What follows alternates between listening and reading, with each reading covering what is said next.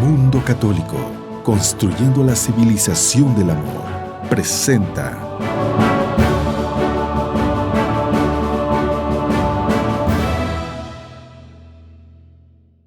Gracias por estar con nosotros en este programa que promete ser algo muy importante para todos los sacerdotes. El programa Espada de Dos Filos, y ya entraremos en plática sobre la definición de qué significa espada de dos filos. Para ello me encuentro con el padre Gustavo Elizondo. Gracias por estar con nosotros, padre. Gracias a ti por invitarme.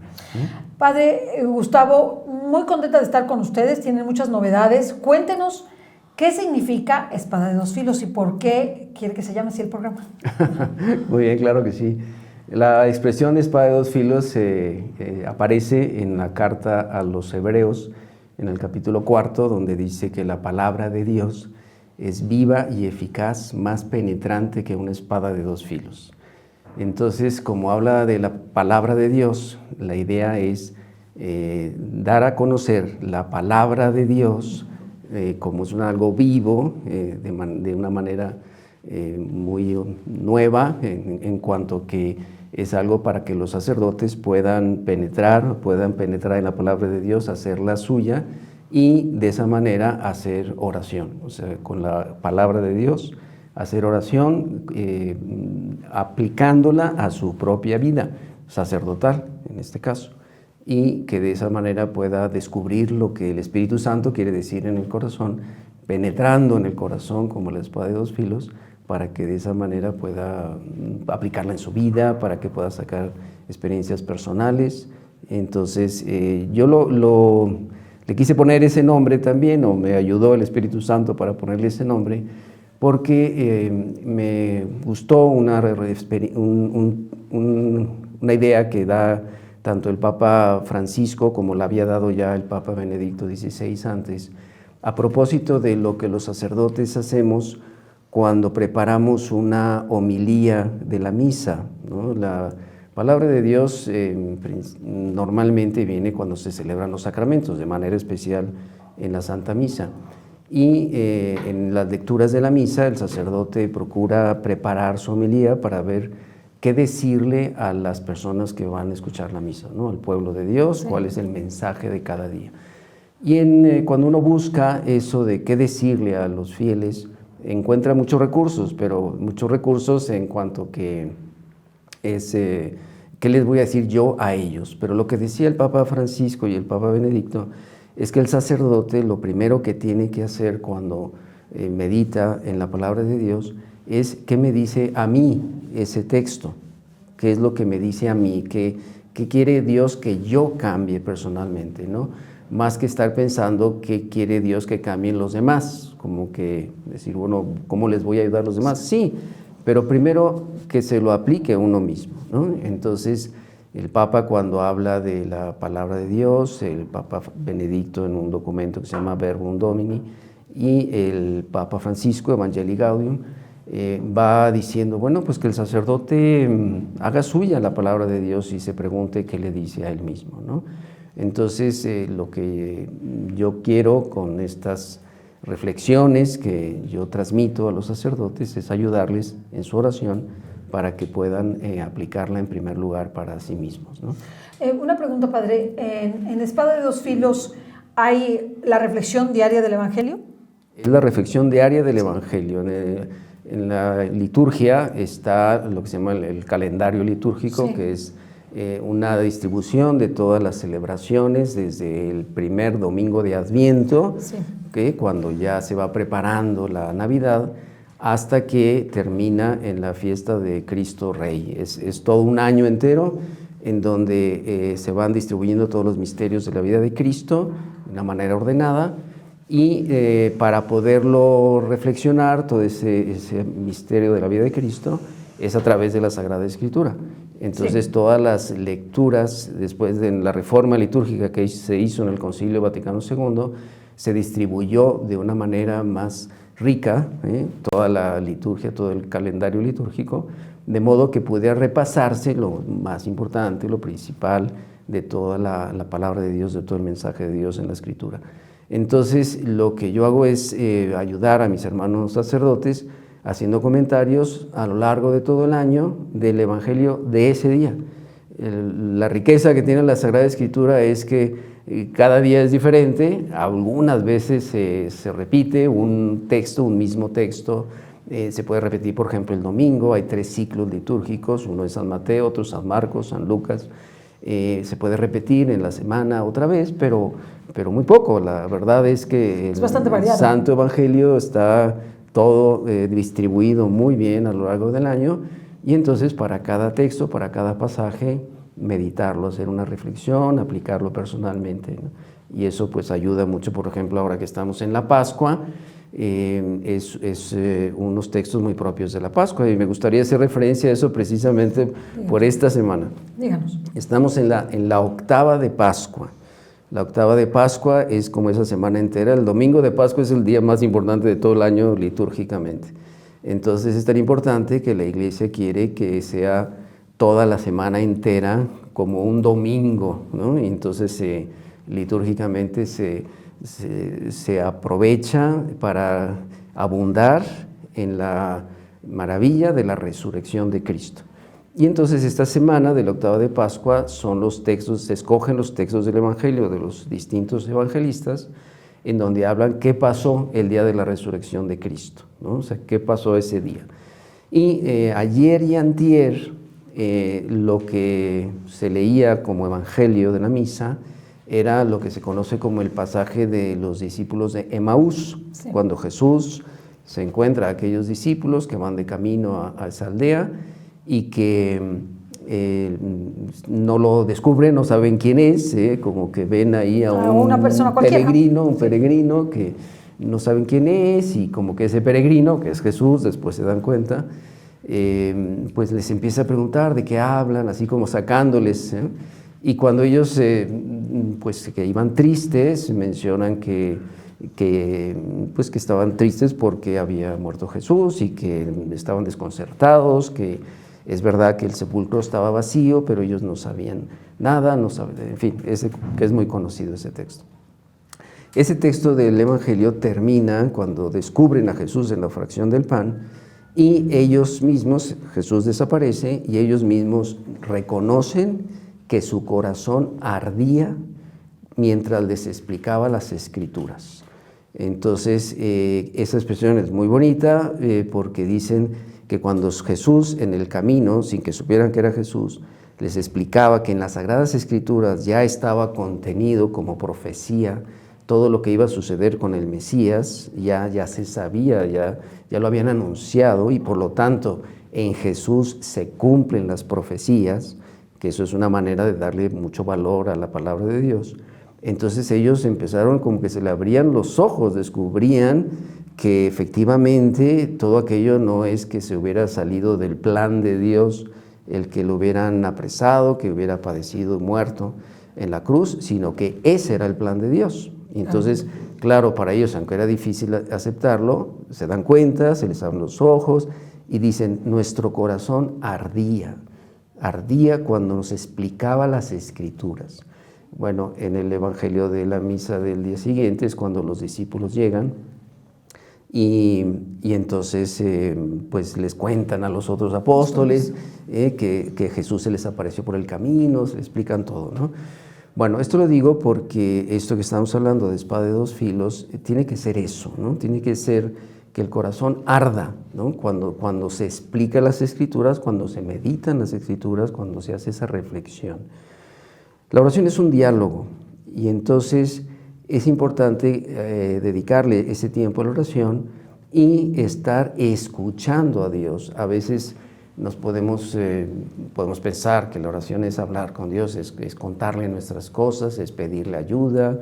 Hay muchas características de la oración, claro, de petición, de acción de gracias, de adoración, pero lo que uno tiene que tener muy claro es que es diálogo, claro, y por lo tanto tiene que haber ese diálogo con Dios. Estas reflexiones que yo comparto con mis hermanos sacerdotes están escritas así, como un diálogo, como que Jesús nos habla, que eso es la palabra de Dios, que habla, que nos dice, que nos mueve, que nos pregunta, igual que la Santísima Virgen María, ella como que nos habla al corazón y se trata de responderle, ¿no? De responderle con lo que nosotros reflexionamos, como dando gracias, como pidiendo ayuda, reconociendo nuestras limitaciones, agradeciéndole a Dios esos tesoros que nos da. Yo le llamo como tesoros porque es también a propósito de esto, pensando en lo que dice también San Lucas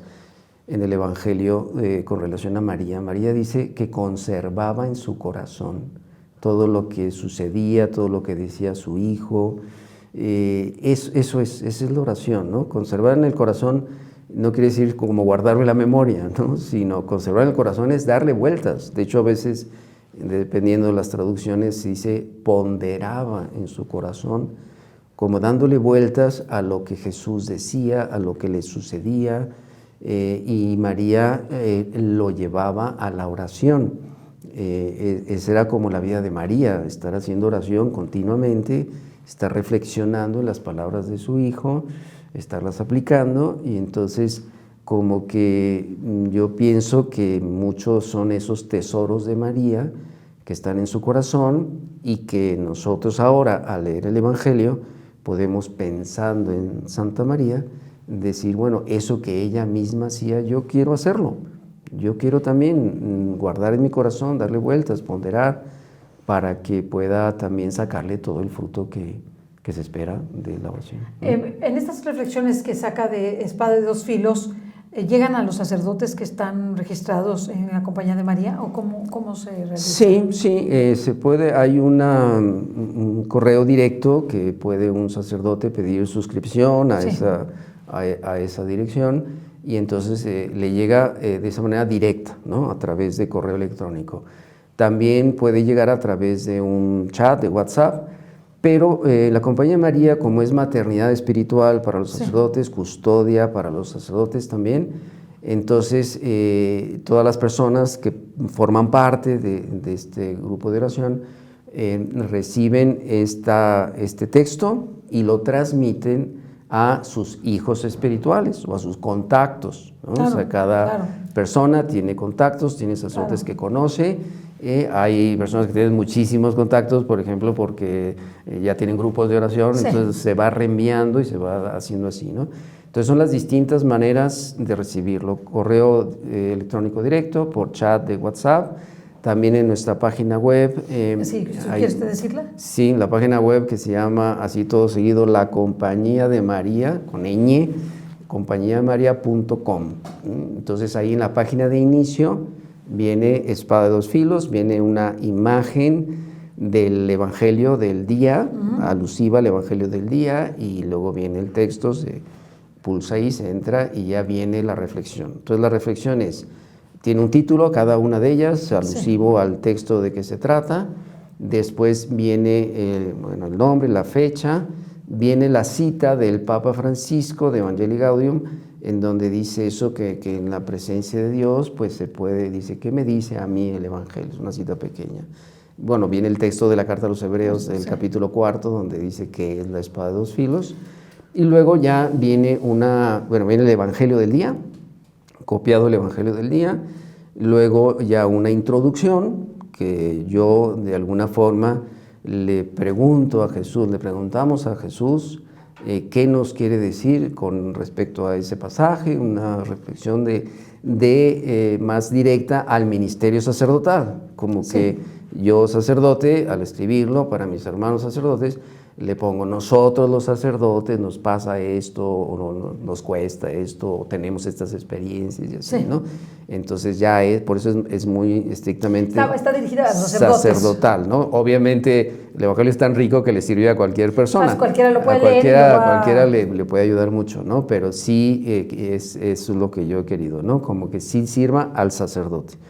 Entonces, ya que le doy esa introducción, como que doy pie para que Jesús diga algo, ¿no? Y entonces ya pongo un texto en donde es Jesús el que nos está diciendo algo a propósito de eso, como exigente. A mí me gusta pensar mucho en Jesús exigente, ¿no? Jesús Es que es exigente, Dios es exigente. Jesús es Dios y entonces le exige a sus hermanos sacerdotes. Hay una cosa muy bonita que también me gusta ponerlo porque está viendo el Evangelio, que es que Jesús nos dice sus amigos, ¿no?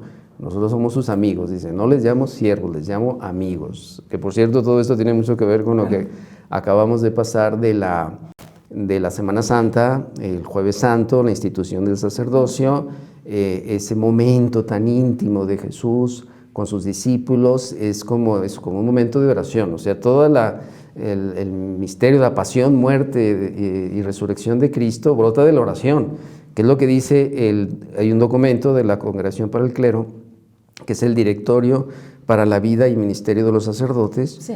en donde habla de la importancia de la oración, de la espiritualidad del sacerdote, y cómo esa oración brota precisamente de ese misterio de Jesús, de la última cena, ¿no? Cuando él instituye el sacerdocio, cuando le pide al Padre por sus amigos, los sacerdotes, y cuando hace un llamado a la unidad, cuando instituye la Sagrada Eucaristía, luego se va a hacer la oración en el huerto, ¿no? O sea, la oración, Jesús se prepara para su pasión y muerte en la oración, como lo hacía a lo largo de su vida pública.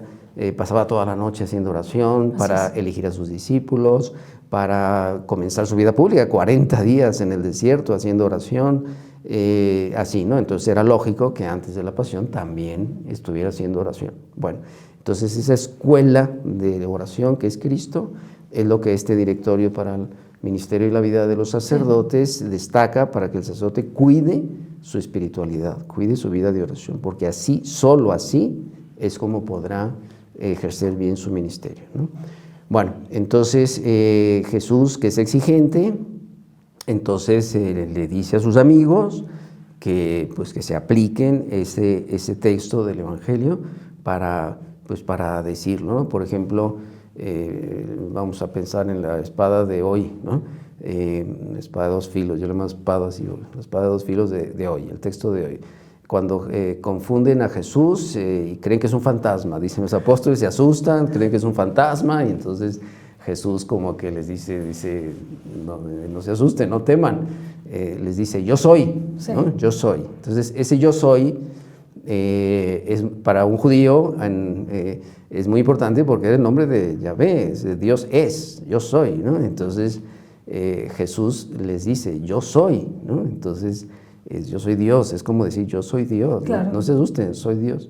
Y entonces el texto que hoy propongo de reflexión es un poquito entender qué es eso de yo soy, o sea, quién es Jesucristo, ¿no? Sí, porque a veces lo tratamos con tanta familiaridad, sí, y no le damos el lugar que tiene, que es el Hijo de Dios, no sí, cualquier, entonces ¿no? Cualquier persona. va explicando Jesús quién es Él, y entonces eso le tiene que hacer al sacerdote darse cuenta, porque es una cosa muy grande, pero que a veces el sacerdote no se da cuenta o no reflexiona suficientemente para decir que el sacerdote es Cristo.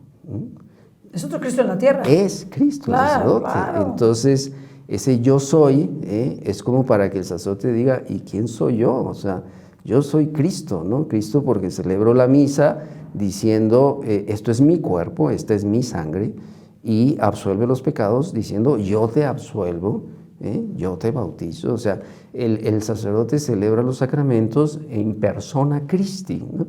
Y entonces estas reflexiones que yo envío mucho va por ahí, ¿no? De decir, oye, sacerdote, date cuenta que eres Cristo, ¿no? Cuando usted, como sacerdote, su experiencia personal, actúa como sacerdote, ¿encuentra diferencia respecto de su personalidad como ser humano normal? Es decir, por ejemplo, usted es Gustavo, ¿no?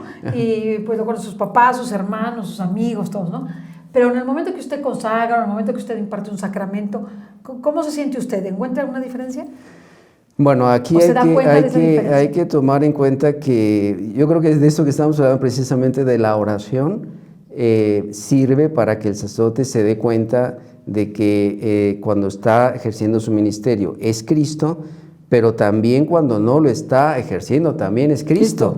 Entonces, sí, es verdad que yo tengo mi vida personal y mis gustos personales y mi familia y mis amigos, mis relaciones sociales, por decirlo así, pero no puedo olvidar que soy Cristo.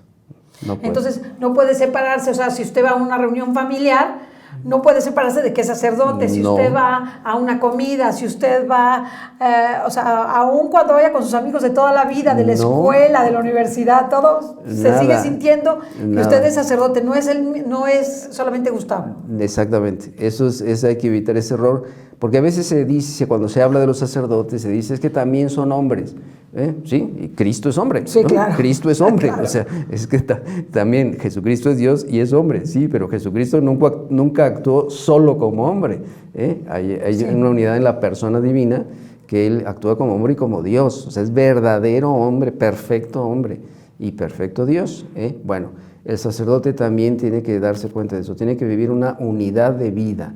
Y eso lo dice este directorio de la vida y ministerio de los sacerdotes, Sí. habla de la unidad de vida del sacerdote. Entonces usted cuando va a cualquier lado se sigue sintiendo sacerdote, Sí. no se quita su ministerio. No se puede quitar ese ministerio. De tal suerte que si da buen ejemplo, lo da como Ajá. sacerdote, si da mal ejemplo, lo da como sacerdote. Sí, ahora el sacerdote no debe actuar como artificialmente, ¿no? O sea, como fingiendo, ¿no? Digo, pues es que es lo que se trata, que se dé cuenta que es Cristo. Cristo que pasa, Cristo vivo, Cristo que está en medio de los hombres y entonces actúa pero con naturalidad, o sea, me refiero a que es actuar cada uno como es, como Jesucristo también como hombre Sí. actuaba como es. Es decir, por ejemplo, qué importante el papel de San José y de la Virgen Santísima para la educación, la formación de Jesús, porque así es Jesús como hombre, como lo educaron José y María. Ese es el hombre Jesús. Entonces, pues tenía sus modos de hablar, de comportarse, de vivir, de divertirse como niño, como joven, y actuaba así, con esa naturalidad, pero con la formación recibida. Entonces, sí, pues es bueno que el sacerdote también sea consciente de eso, de que actúe con naturalidad, pero una naturalidad que no se olvide de que es Cristo, ¿no? Y eso es bien importante. Y háblenos un poquito de la importancia de la oración, tanto del sacerdote como de nosotros para apoyar a los sacerdotes. Sí, bueno, yo decía que hay distintos tipos de oración. La oración que es la oración mental, que uno hace sin palabras, bueno, palabras del corazón, o la oración vocal, la oración para dar gracias, la oración para pedir perdón, la oración para adorar a Dios. En fin, hay distintos modos de hacer oración, ¿no? Y de hecho, por ejemplo, hay una riqueza muy grande en la cuarta parte del catecismo de la Iglesia Católica, que se trata solo de eso, de la oración, ¿eh? Entonces es explicar cuáles son los distintos tipos de oración y la importancia que tiene, sobre todo el Padre Nuestro, que es la oración dominical, como se llama, del Señor, porque siendo una oración que enseña Jesús, pues tiene toda la riqueza maravillosa, ¿no? Bueno, entonces, sabiendo que es importante la oración, tanto para los fieles laicos como para los sacerdotes, entonces cada uno tiene que cuidar esa oración de acuerdo a sus circunstancias, ¿no? Entonces, lo ideal es que cada persona, pues sí se proponga tener, como se llama, un plan de vida de piedad, en donde incluya las oraciones que le dan más devoción. O sea, no se trata, por ejemplo, de repetir fórmulas, no se trata de repetir oraciones, hay cantidad de oraciones muy bonitas, un repertorio muy grande de oraciones, pero si el fiel, tanto sacerdote o laico, repite oraciones o lee oraciones sin más, pues no es propiamente oración, ¿no? Claro. Esto que decía Santa Teresa, ¿no? Que si no se pone atención y no se dialoga, dice, es como un golpeteo de latas, ¿no? Es decir, el hablar así como nada más un ruido, ¿no? Y no, hay que hacer oración interior, del corazón. Y entonces muchas veces la oración que más nos sale a nosotros es de petición, o sea, de pedir ayuda. De hecho, todo esto que estamos promoviendo de la oración por los sacerdotes, pues es de petición. Pues luego claro. Hay que pedirle, y yo lo que enseño o trato de enseñar en la Compañía de María es la unidad de vida, en donde de lo que se trata es de que se convierta la vida en oración. Esa es la unidad de vida, ¿no? O sea, que no se distinga, esto es mi vida espiritual, mis oraciones, mi misa, mi rosario, y esta es mi vida exterior, familiar, social, de trabajo. O sea, eso es algo que no debe haber. De hecho, el Concilio Vaticano Segundo, decía que la falta de unidad de vida es uno de los errores más graves que hay en nuestra época, ¿no? Cuando las personas se separan, ¿no? Entonces, lo que hay que hacer es unir la vida espiritual y la vida de trabajo, cotidiana, de relación con los hombres. Y entonces hay que aprender a hacer oración, hay que aprender a convertir en oración la vida. Pero para poder aprender y convertir la oración en vida, se necesitan ratos de oración, es decir, meditación. Si se puede, por ejemplo, delante del Santísimo, pues es lo ideal, ¿no? O sea, que alguien pueda decir, bueno, obviamente, pues a veces las circunstancias de la vida no lo permiten, pero si uno puede ir a una iglesia a hacer un rato de oración, por ejemplo, quien tiene costumbre de ir a misa todos los días, bueno, pues ojalá llegue con el tiempo suficiente para hacer un rato de oración, prepararse interiormente para que la misa pues ya esté bien, mejor dispuesto por dentro, ¿no? Si no, cuando se pueda, ¿no? Pero que si puede ir al Santísimo, al Sagrario, a hacer oración, maravilloso. Sino que lo haga en un lugar en donde pueda tener ese recogimiento, ese silencio, sí, para poder efectivamente hablar con Dios. Puede utilizar recursos, estos libros, textos como esto que estamos hablando de Espada de dos filos, que es un texto pues, que sirve para suscitar pensamientos sobrenaturales, para suscitar el diálogo. Insisto en lo de diálogo, no es nada más darle vueltas, ¿no? Sino el diálogo.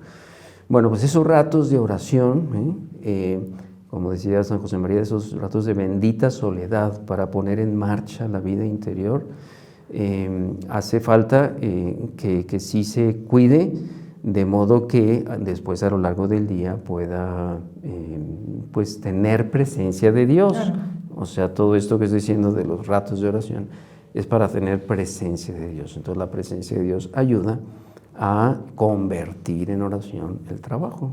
Claro. Luego hay que buscar recursos, por ejemplo, San José María Escrivá también le llamaba industrias humanas. Las industrias humanas son imágenes, cosas, objetos, ruidos a veces, o personas, situaciones que a uno le ayudan a conectar con oración, ¿no?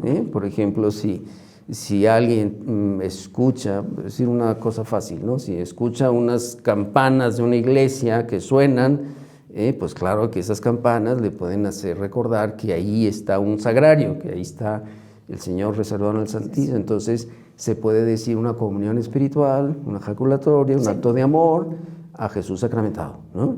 Y no se diga, y eso es bonito, que haya las imágenes de la Virgen, ¿no? ¿Cuántas imágenes de la Virgen hay? Por ejemplo, aquí en nuestro país, con tanta devoción a la Virgen de Guadalupe, pues uno se encuentra vírgenes de Guadalupe en los cruceros, en las esquinas, en todos los sitios de taxi, sí, en todos los negocios.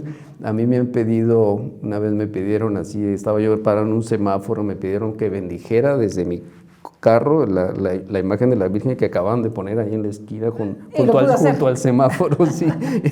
Así es. Entonces, que por cierto eso me sirve. ¿Por qué me pidieron esa bendición? Porque ando vestido de sacerdote.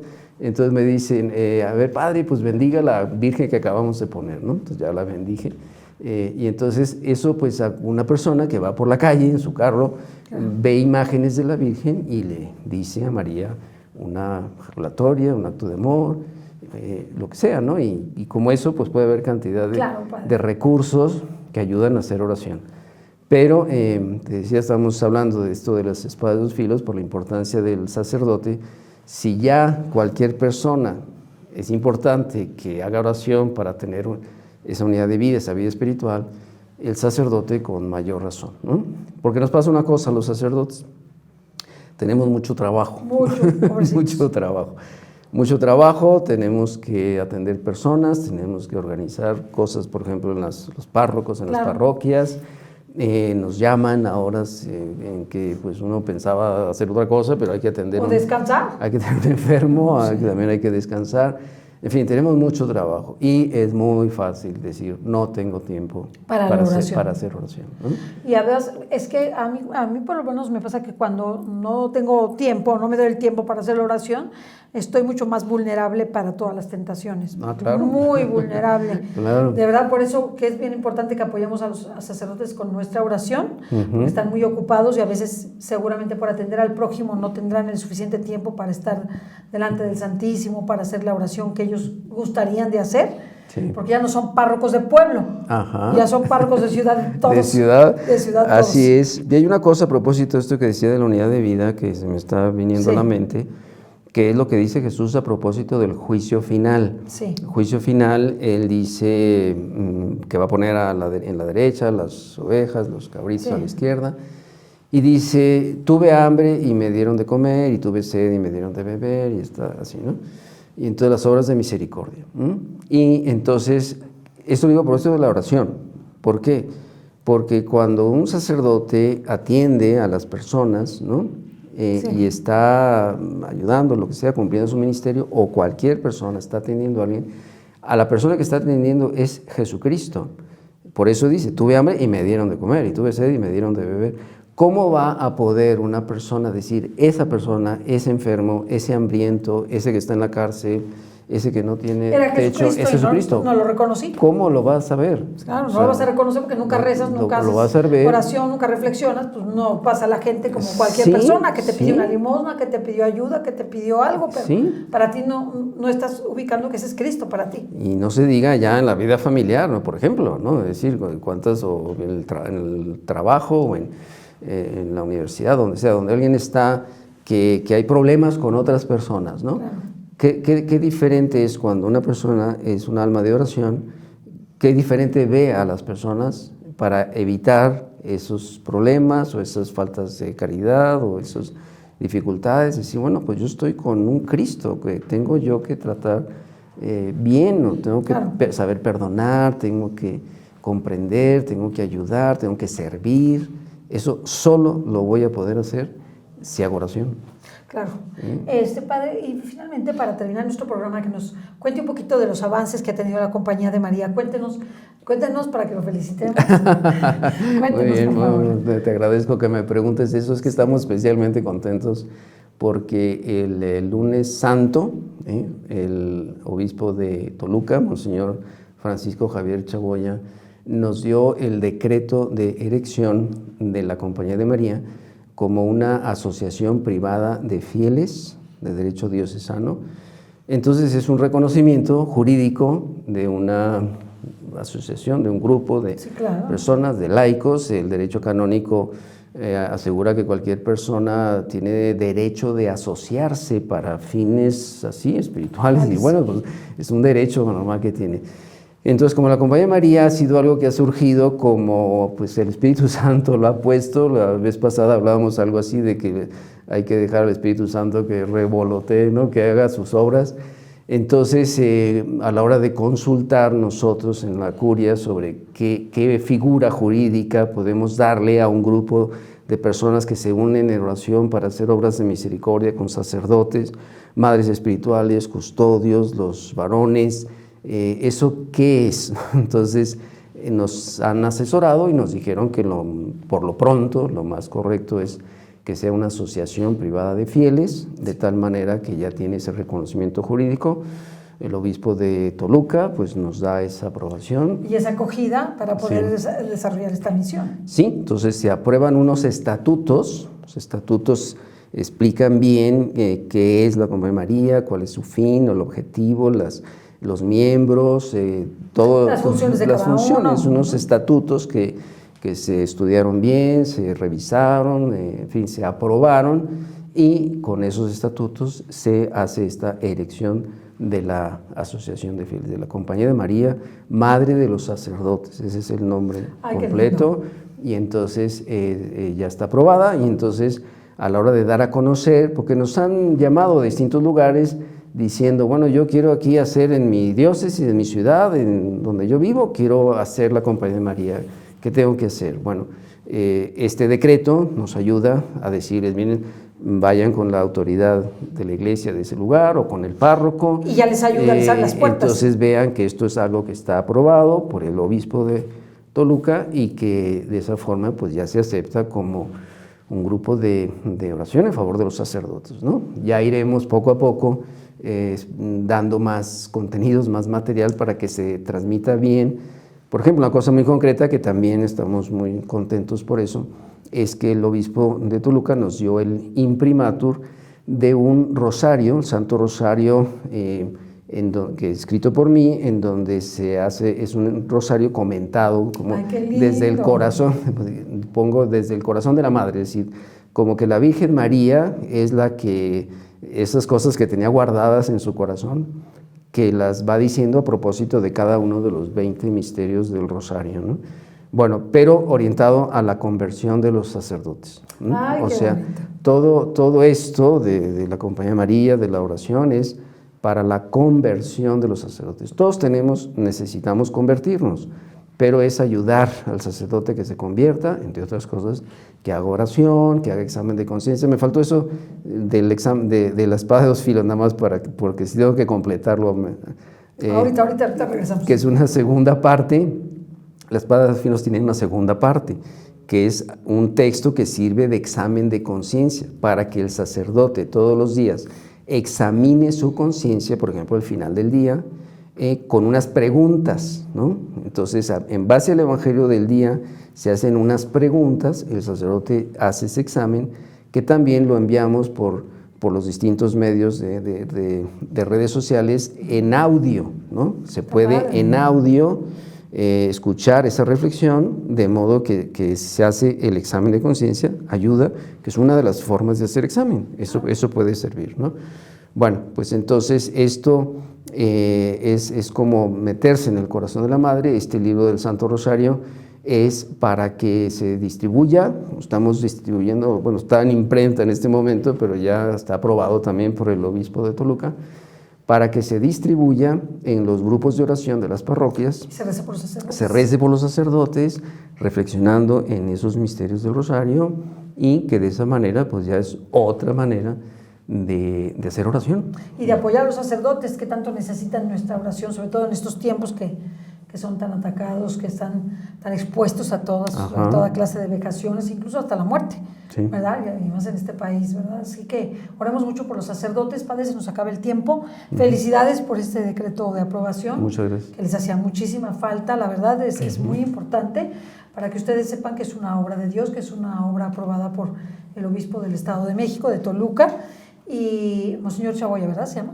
Sí, Francisco Javier Chaboya, pues para agradecerle esta obra de misericordia por los sacerdotes, sí, que es orar por los sacerdotes. Sí, el señor obispo tiene un especial interés por ayudar a los sacerdotes. Bueno, todos los obispos pues tienen un interés muy especial por los sacerdotes, pero cuando ha conocido esta obra la ha apoyado, por eso, porque es una ayuda directa, claro, a los sacerdotes, en este caso con la oración del rosario, que es un arma maravillosa, y que pues siempre la compañía de María, en este sentido, de la Madre que nos acompaña y que intercede por nosotros, ella se le llama la omnipotencia suplicante, sí, que es que cualquier cosa que le pide la Madre a su Hijo Jesús, claro que se la va a dar. Entonces hay que acudir a ella para pedirle por todas estas intenciones. Claro, y pedirle por los sacerdotes. Pues te recordamos que pues cerca de ti hay un sacerdote, y que el que te bautizó, el que te dio la primera comunión, el que te ayudó a llegar a la confirmación, el mismo obispo que te confirmó, el que te casó, el que te dio la unción de los enfermos, el que está en tu parroquia regularmente, pues necesita tu oración. No te olvides de tus sacerdotes y de esos sacerdotes que han tocado tu vida.